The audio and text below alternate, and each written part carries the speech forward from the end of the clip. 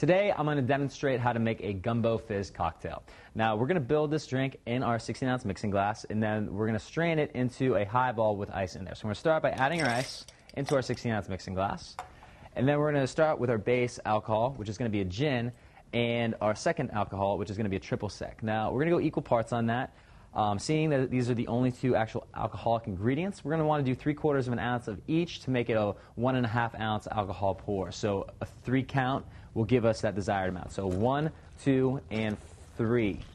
Next, we're going to want to add in some sour mix to top it off, right about to the halfway mark. Then after that, you're going to want to add some light cream or milk. It's your choice, really. It's going to have the same effect.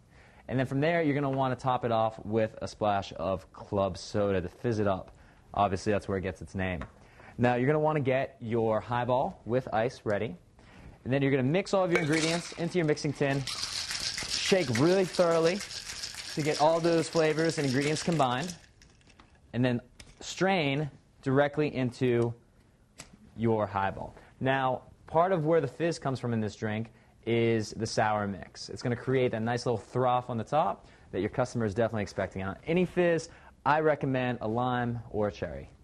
That's your Gumbo Fizz, a drink you'll undoubtedly enjoy.